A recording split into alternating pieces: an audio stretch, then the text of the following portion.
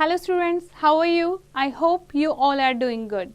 Today we are starting a chapter which name is the freedom struggle, the Gandhian phase from 1919 to 1947.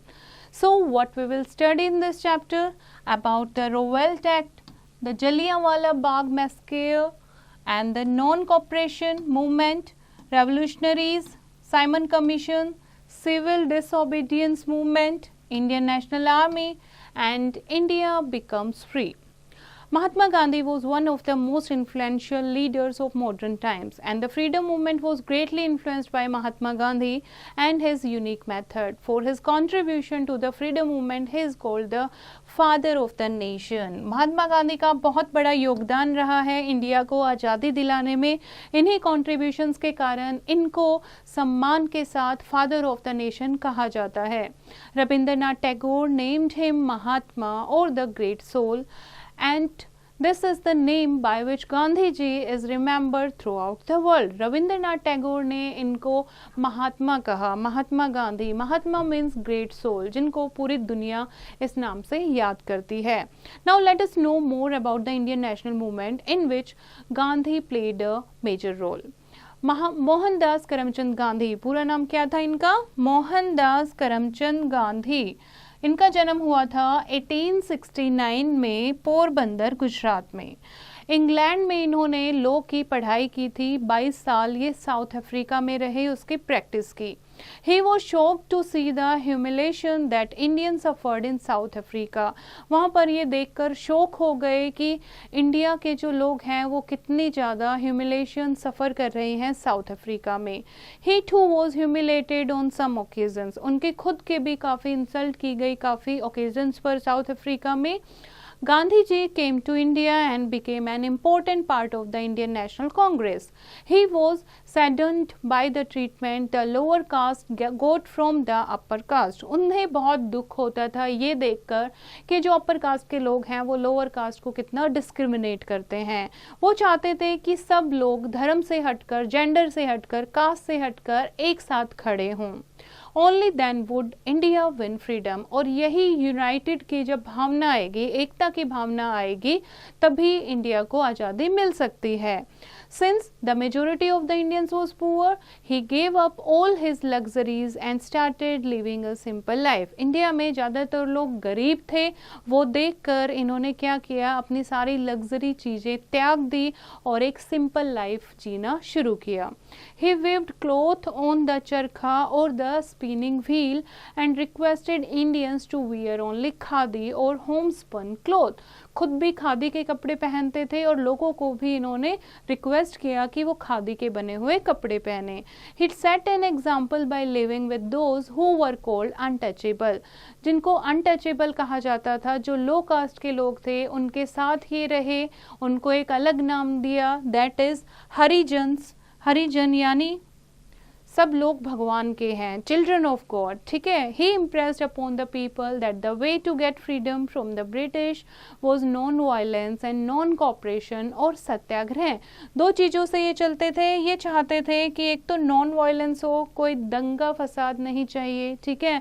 Non cooperation, Britishers को किसी भी, या सत्याग्रह, Britishers को किसी भी चीज़ में, किसी भी रूल में सपोर्ट नहीं करना है. उनका क्या करना है, अपोज करना है, लेकिन शांति के साथ. ओके. तो कैसे कैसे लॉ आए थे ब्रिटिशर्स के गांधी जी के टाइम पर. First, Rowlatt Act. Rowlatt Act during the world war one, British pass several acts और laws which were harsh and violated the basic rights of human beings. One of such act was Revolt Act in 1919. Anybody could be arrested without a trial according to this act. इस law के according किसी को भी jail में डाल दिया जाता था बिना किसी इल्जाम के. People were not allowed to express their views. लोग अपनी बातें नहीं बता सकते थे एक्सप्रेस नहीं कर सकते थे किसी के सामने। बहुत सारे लोगों को उस टाइम पर जेल में डाल दिया गया बिना किसी कोर्ट में पेशी के। All the important powers remain vested with the governor general who was not responsible to the Indian people. सारी पावर गवर्नर जनरल के हाथ में थी, जिससे इंडियन पीपल से कोई मतलब नहीं था। पीपल सोचते थे कि शायद वर्ल्ड वॉर 1 के बाद जो है ये लॉज जो है ये चेंज हो जाएंगे। People express their protest through demonstrations, strike and mass gatherings. Gandhiji asked the people to protest against such unjust law. Demonstration and meeting जो है हर जगह देश में कोने कोने में की गई। Under his leadership nearly the whole country joined the Satyagraha movement। और ये नॉन कॉपरेशन मूवमेंट उनकी लीडरशिप में कंट्री में सब लोगों ने ज्वाइन की। Next is Jallianwala Bagh massacre, जो दुनिया में बहुत बुरे दिन के रूप में याद किया जाता है।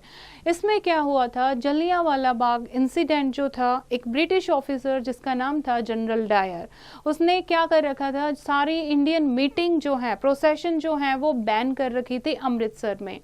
बट कुछ लोग जो थे वो पीसफुली मीटिंग कर रहे थे एक पार्क में जिसका नाम था जलियांवाला बाग। ठीक है, अब इस पार्क का सिर्फ एक ही एग्जिट था। जनरल डायर ने देखा कि यहाँ पर कोई मीटिंग चल रही है और उन्होंने अपने पुलिसमैन को बुलाया और उस एग्जिट को ब्लॉक किया और वहाँ पर अंधाधुंध फायरिंग करा दी। वहाँ पर लोगों के बाहर जाने का कोई रास्ता नहीं था, बहुत ज़्यादा भगदड़ मच जाती है, बहुत सारे लोग, हजारों लोग मारे जाते हैं, बहुत सारे जख्मी हो जाते हैं। ये इंसिडेंट हुआ था 13 अप्रैल 1919 को। In the response of this brutal cold blooded massacre of innocent people, the Indian national Congress launch the non cooperation movement in 1920। और इसके बाद इतना बुरा कोल्ड ब्लडेड मैस्केयर के बाद जिसमें मासूम लोगों की जान चली जाती है, इंडियन नेशनल कांग्रेस ने शुरू किया नॉन कॉपरेशन मूवमेंट 1920 में। This was the first big movement led by Gandhi ji and was the beginning of the Gandhian phase of the freedom of struggle. और यहाँ से शुरू होता है गांधीयन ईरा कि कोई भी नॉन कॉपरेशन मूवमेंट से कि कोई भी किसी भी लॉ में ब्रिटिशर्स को कॉपरेट नहीं करेंगे। नाउ डू यू नो सत्याग्रह, सत्याग्रह का क्या मतलब है? सत्याग्रह का मतलब है कि सच को फॉलो करना है। ठीक है, Gandhi ji satyagraha movement was a method of non violent protest using truth as a weapon.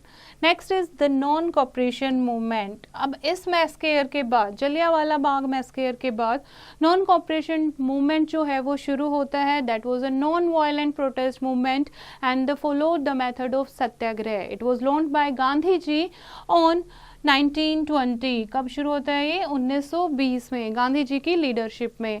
और नॉन वायलेंट था कि कोई दंगा फसाद नहीं करना है, शांति के साथ ये प्रोटेस्ट मूवमेंट चलना है।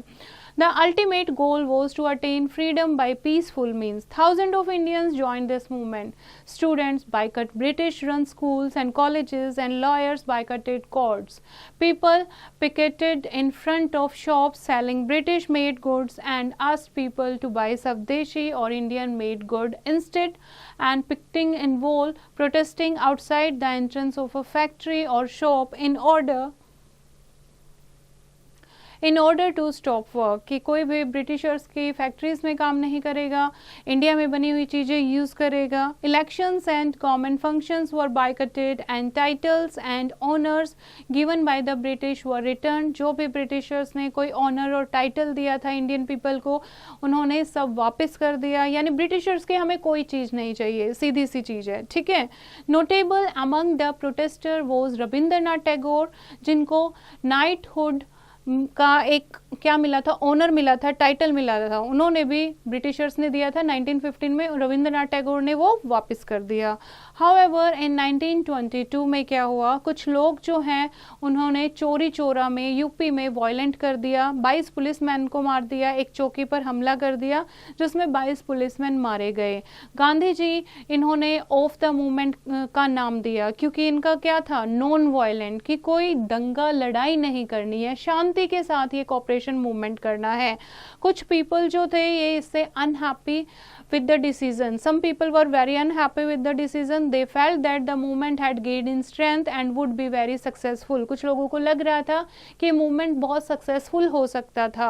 अब गांधी जी ने नॉन कॉपरेशन मूवमेंट विथड्रू करा लिया था, लेकिन कांग्रेस जो है that continue to protest against the governments act of suppression. Next is revolutionaries. Revolutionaries कौन से लोग थे? रेवोल्यूशनरी वो लोग थे जो चाहते थे ब्रिटिशर्स को मुंह तोड़ जवाब देना चाहिए। इनमें से मेन कौन थे? Bhagat Singh, Ram Prasad Bismil, Rajguru, Sukhdev, Chandrashekhar Azad and Ashfaq Ulla Khan. On April 8, 1929, Bhagat Singh and B.K. Dutt exploded 2 bombs on the floor of the Central Assembly and also threw leaflets. Bhagat Singh, Sukhdev and Rajguru were sentenced to death, जिनको फांसी की सजा दी गई इसके बदले, ठीक है, उन्होंने क्योंकि बॉम्ब फेंका था सेंट्रल असेंबली में, लेकिन उन्होंने सिर्फ ये डराने के लिए किया था। Chandrashekhar Azad was also killed in an encounter with the police and these revolutionaries were nationalist who laid down their lives for their motherland. और ये वो ग्रेट देशभक्त थे जिन्होंने अपने देश के लिए अपनी जान की कुर्बानी दी। Next is Simon Commission. Simon Commission. The British wanted to make some changes in the way India was governed. In 1928, a committee under 6 Simon called Simon Commission began working on this. Britishers चाहते थे कि India में बहुत ज़्यादा जो है वो क्या हो रहा है, लड़ाइयाँ हो रही हैं, माहौल जो वो बिल्कुल भी ठीक नहीं है, तो वो सोचते हैं कि हम कुछ चेंजेस लाकर देखते हैं। तो सर साइमन के अंडर एक कमेटी बनाई गई जिसको साइमन कमीशन का नाम दिया गया। Began working on this and there was no Indian in this commission. लेकिन इस कमीशन में, अब इंडिया को रूल करने के लिए बनी है ये कमेटी, लेकिन इसमें कोई भी इंडिया का मेंबर नहीं था। इससे क्या हुआ? इंडियन पीपल को गुस्सा आया। They decided to boycott the commission और उन्होंने क्या किया? प्रोटेस्ट किया with the slogan Simon go back, कि हमें कोई साइमन नहीं चाहिए, हमें कोई साइमन कमेटी नहीं चाहिए, यहाँ से वापस जाओ। ठीक है, ये भी एक बहुत बड़ी मूवमेंट थी जिसमें हजारों लोगों ने साथ दिया था। Next is civil disobedience movement. These protests once again brought the people together. In 1929, the Congress held its session in Lahore. Jawaharlal Nehru was now the president of the Congress. इस टाइम पर पंडित जवाहरलाल नेहरू कांग्रेस के प्रेसिडेंट बन चुके थे। In this session it was decided to demand purna swaraj और complete independence for India. अब क्या चाहते थे? इंडियन नेशनल कांग्रेस ने डिमांड की कि हमें पूर्ण स्वराज चाहिए, हमें ब्रिटिशर से आज़ादी चाहिए, हमें किसी क्राउन के अंडर भी, किसी गवर्नर जनरल के अंडर भी रूल नहीं करना है। In 1930, Gandhiji launched a massive civil disobedience movement. He called on Indians to refuse to pay taxes, especially the tax on salt, to the British government. इसमें क्या किया? Civil disobedience movement ने, गांधी जी ने सारे इंडियंस को कहा कि वो कोई भी ब्रिटिशर्स को टैक्स नहीं देंगे, कोई सोल्ट टैक्स नहीं देंगे। ठीक है, और ये दिखाने के लिए उन्होंने खुद डांडी मार्च की और खुद समुंदर के पास जाकर साबरमती टू डांडी उन्होंने एक मार्च की और गुजरात कोस्ट पर जाकर नमक का कानून तोड़ा। पहले क्या होता था? इंडियन पीपल जो है वो सोल्ट नहीं बना सकते थे, ठीक है, क्योंकि सॉल्ट बनाते थे तो उन्हें टैक्स देना होता था। अब खुद अपने फॉलोअर के साथ एक टीम ने जाकर गांधी जी ने वहां पर सोल्ट लॉ को ब्रेक किया।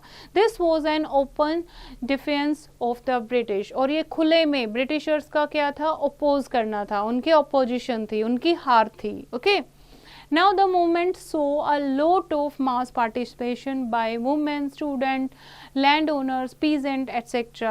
to break the law at different level. अब हर जगह देश के कोने कोने में, चाहे वो बच्चा है, women है, student है, सब लोगों ने ये कानून तोड़ा। Inspired by Gandhi ji, many people broke the salt laws along the coast of India and the government arrested thousands of people. और इस कारण, क्योंकि इसकी जेल थी, तो गवर्नमेंट ने हजारों लोगों को क्या किया? अरेस्ट किया। Okay, now the civil disobedience movement went on till 1934. कब तक ये चली? 1934 तक. Gandhi ji along with other leaders was arrested and the British were forced to make some changes with the Government of India Act of 1935 but the Indians were unhappy. अब Britishers को force किया गया कुछ rule change करने के लिए, government of India में change करने के लिए, लेकिन फिर भी इंडियन पीपल अनहैप्पी थे. They did not want any changes but wanted the British to leave India. उन्हें कोई चेंज नहीं चाहिए थे, वो क्या चाहते थे? पूर्ण स्वराज. हमें ब्रिटिशर्स से मुक्ति चाहिए कि ब्रिटिशर्स हमारे देश से चले जाएं. Okay, next is provincial autonomy. Now British government को रियलाइज हो गया था कि उनकी सिचुएशन जो है वो खतरे में है. ठीक है, in 1935 it introduced a new act called government of India act 1935. According to this act the country was divided into 11 provinces and in each province the representatives of Indian people were also to be elected. और उन्होंने एक नया government of India act किया 1935 में, जिसके अनुसार country को 11 province में डिवाइड कर दिया गया. अब इस 11 प्रोविंस को रन कौन करेगा? उसका रिप्रेजेंटेटिव जो है वो चूज किया जाएगा, इलेक्ट किया जाएगा. इन 1937 इलेक्शंस होते हैं and the Congress party won the elections, और कांग्रेस पार्टी इलेक्शन जीत जाती है. At this time Mohammad Ali Jinnah of Muslim League started this campaign against the Congress. अब मुस्लिम्स को ये होता है कांग्रेस पार्टी जीत गई है, अब मोहम्मद अली जिन्ना जो मुस्लिम लीग का लीडर था उसने एक कैंपेन स्टार्ट की against the Congress. With the second world war breaking out in 1939 the whole process was further delayed. Again the British wanted India to help in the war effort. Second world war हो जाती है इसी between, और उसमें फिर से Britishers चाहते हैं कि इंडिया उनकी हेल्प करे. But the Congress dissatisfied with the response of the government launch the quit India movement in 1942. लेकिन इंडियन नेशनल कांग्रेस जो बिल्कुल भी खुश नहीं थी, डिसअपॉइंटेड थी, वो क्विट इंडिया मूवमेंट लॉन्च कर देते हैं 1942 में. जो गांधी जी एक स्लोगन देते हैं, डू और डाई, करो या मरो. ठीक है, वो कहते हैं ब्रिटिशर्स को यहाँ से जाओ, क्विट इंडिया मूवमेंट के यहाँ से निकल जाओ. Now in 1942 the British government by means of Cripps mission attempted to garner Indian cooperation for World War II but Gandhi ji demanded immediate self government in exchange for war support. अब Britishers चाहते हैं कि world war 2 में जो Indian army है वो उनकी help करे, तो गांधी जी कहते हैं हम हेल्प कर देंगे, लेकिन अगर हम हेल्प करते हैं तो उसके बदले इमीडिएटली आपको जो सेल्फ गवर्नमेंट हमें देनी होगी. ठीक है, और इंडिया छोड़ना होगा. The British did not agree, British agree नहीं होते. So Gandhi ji launch the quit India movement.